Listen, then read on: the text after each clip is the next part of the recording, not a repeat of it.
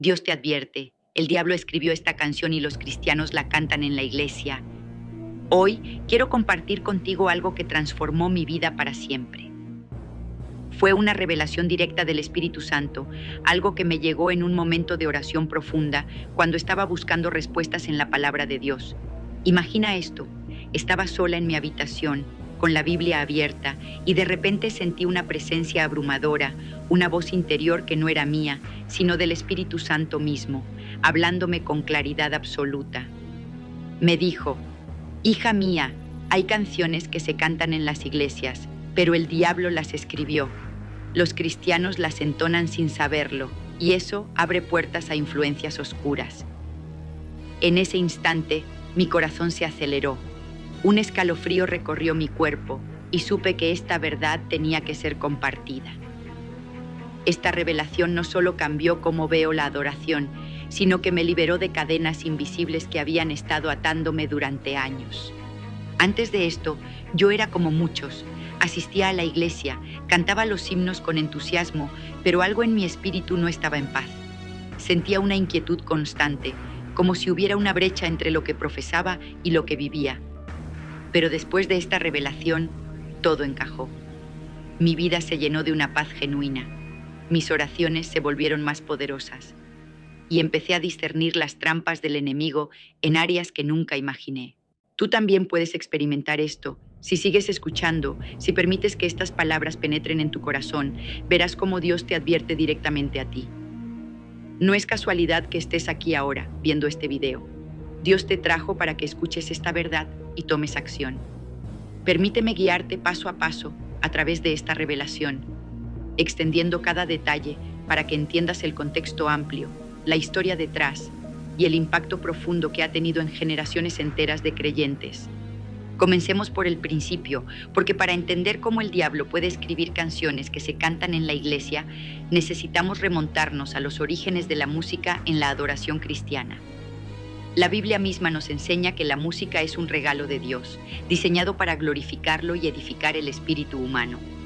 Antes de continuar, te invitamos a darle me gusta a este video para que YouTube lo recomiende a más personas y así puedan aprender más de la palabra de Dios. Y si no te has suscrito, hazlo ahora, es gratis.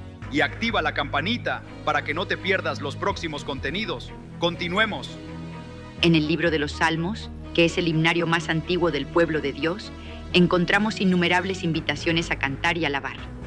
Por ejemplo, en el Salmo 100, versículo 4, dice: entrad por sus puertas con acción de gracias, por sus atrios con alabanza, alabadle, bendecid su nombre. Aquí, la música no es solo un entretenimiento, es una puerta de entrada a la presencia divina. Históricamente, en los tiempos del Antiguo Testamento, el rey David organizó coros y músicos en el templo, con instrumentos como arpas, liras y címbalos, como se describe en Primera de Crónicas, capítulo 25. David, un hombre según el corazón de Dios, entendía que la música podía elevar el alma hacia lo eterno. Pero, y esto es crucial, la música también puede ser pervertida. Analicemos el impacto. En la historia de Israel, cuando el pueblo se apartaba de Dios, incorporaban músicas de naciones paganas, lo que llevaba a idolatría y juicio divino. Por instancia, en el libro de Amós, capítulo 5, versículo 23, Dios reprende: aleja de mí el bullicio de tus canciones, el sonido de tus arpas no escucharé. Esto muestra que no toda música que parece adoración es aceptable ante Dios. Debe provenir de un corazón puro y alineado con su voluntad. Extendiendo esto al Nuevo Testamento, en Efesios capítulo 5, versículo 19, Pablo exhorta: hablando entre vosotros con salmos, con himnos y cánticos espirituales, cantando y alabando al Señor en vuestros corazones. Aquí, la música es espiritual, no carnal. Históricamente, en los primeros siglos del cristianismo, los creyentes cantaban salmos y himnos simples basados directamente en las Escrituras para evitar contaminaciones del mundo romano pagano, donde la música se usaba en rituales a dioses falsos como Apolo o Dionisio. El impacto de esto fue monumental. La música pura fortaleció a la iglesia primitiva durante persecuciones, uniendo a los mártires en cantos de fe.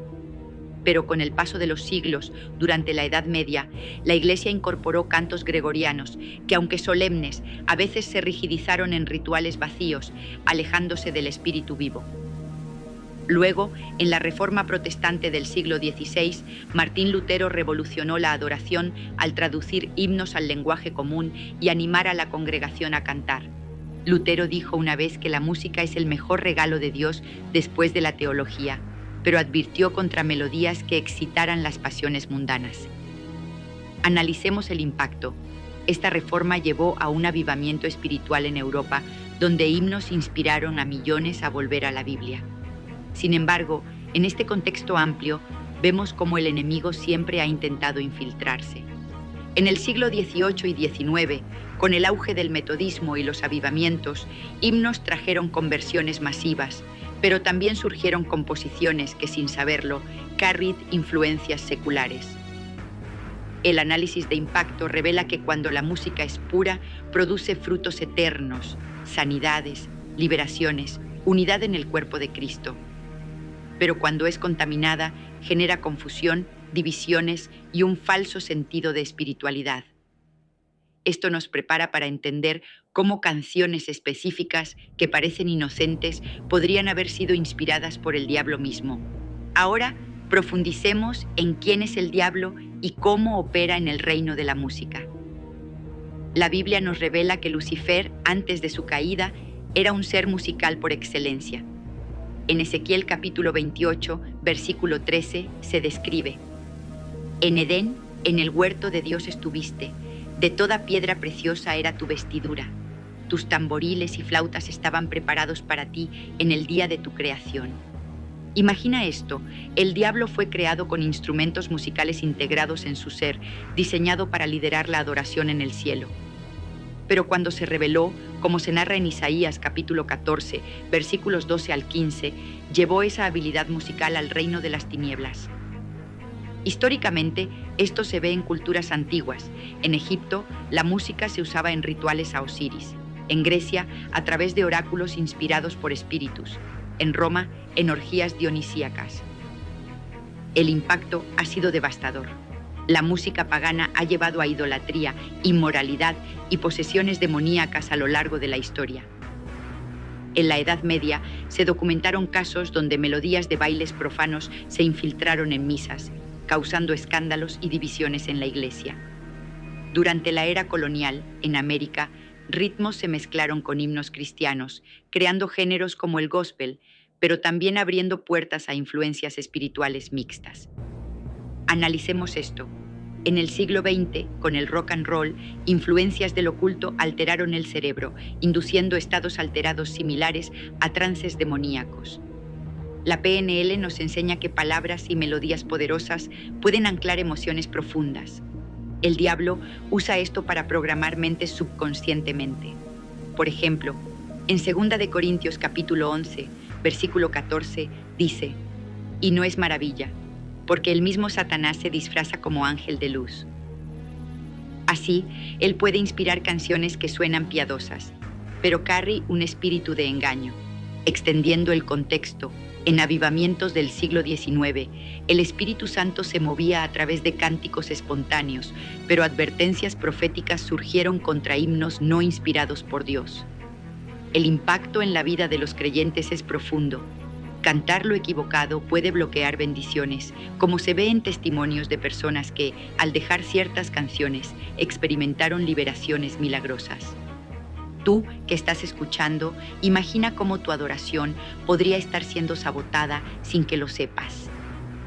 Esta revelación me llegó cuando el Espíritu Santo me mostró cómo el enemigo ha escrito canciones que se cantan en iglesias modernas, disfrazadas de devoción. Pero hay varias en particular que destacan, y es hora de revelarlas una por una, extendiendo cada una con su contexto histórico, análisis de impacto y versículos bíblicos relacionados. La primera categoría de canciones que el diablo escribió y que millones de cristianos cantan en la iglesia sin sospecharlo son aquellas que glorifican al yo sobre Dios. Estas canciones enfocan el empoderamiento personal, declarando cosas como yo soy suficiente o proclamando victoria humana sin reconocer el sacrificio divino, exaltando al hombre más que a Dios. Pero detengámonos aquí y extendamos ampliamente el contexto histórico para entender por qué esta afirmación es tan impactante. En la historia de la música cristiana, desde los himnos del siglo XVIII, como los de Isaac Watts, que enfatizaban la soberanía de Dios, hasta las composiciones modernas del siglo XXI, influenciadas por el movimiento carismático, hemos visto un cambio gradual. Watts, por ejemplo, escribió himnos basados en salmos que centraban todo en la majestad divina, inspirando avivamientos en Inglaterra y América. Sin embargo, en el siglo XX, con el auge de la música gospel contemporánea, compositores comenzaron a incorporar elementos de la cultura pop, donde el yo se convierte en el centro, similar a como en la antigua Babilonia la música exaltaba al rey humano sobre los dioses. El análisis profundo revela que durante el Gran Despertar en América, en el siglo XVIII, predicadores como Jonathan Edwards advertían contra adoración que inflaba el ego, citando Proverbios capítulo 16, versículo 18. Antes del quebrantamiento es la soberbia, y antes de la caída la altivez de espíritu. Estas canciones, inspiradas por el diablo a través de ambición humana, promueven orgullo disfrazado de fe, extendiendo el impacto. En iglesias modernas han llevado a una generación de creyentes que buscan bendiciones personales sin sumisión, causando divisiones y un declive en la santidad colectiva, como se vio en escándalos de líderes carismáticos en las últimas décadas. La Biblia en Santiago capítulo 4, versículo 10, nos exhorta: humillaos delante del Señor y Él os exaltará. El Espíritu Santo me reveló que el diablo escribe estas canciones para distraer de la humildad, y aunque Newton en su tiempo luchó con esto en su vida pasada, muchas canciones actuales cargan ese espíritu. Imagina cantar sobre tu fuerza sin mencionar la de Dios. Eso abre puertas a orgullo demoníaco. Esto cambió mi vida. Cuando dejé de entonarlas, sentí una liberación, como si un velo se quitara y mi adoración se volvió más pura. Sigamos con la segunda categoría, canciones que ofrecen gracia sin arrepentimiento. Estas hablan de gracia, amor y misericordia, pero omiten la necesidad de santidad, verdad o cambio de corazón, calmando al pecador sin convocarlo al altar. Extendamos el contexto histórico.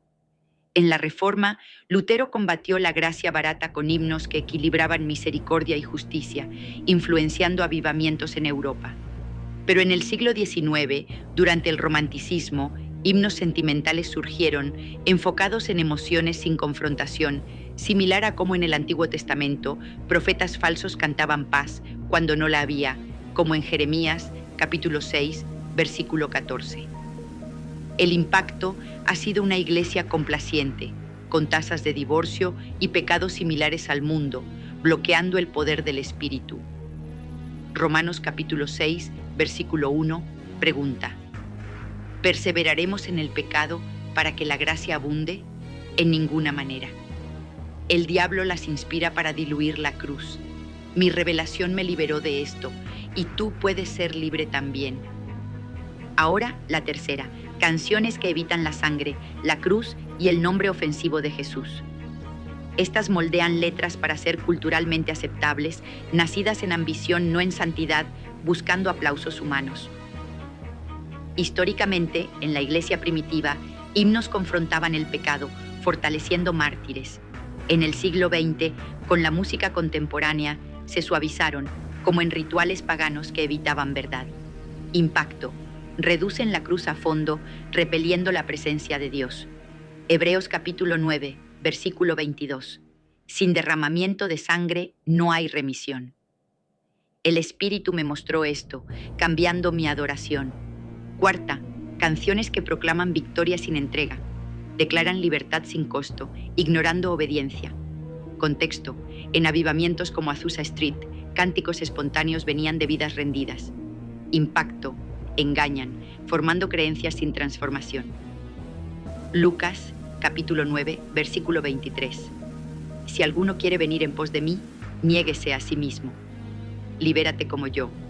Quinta, canciones que priorizan comodidad sobre convicción.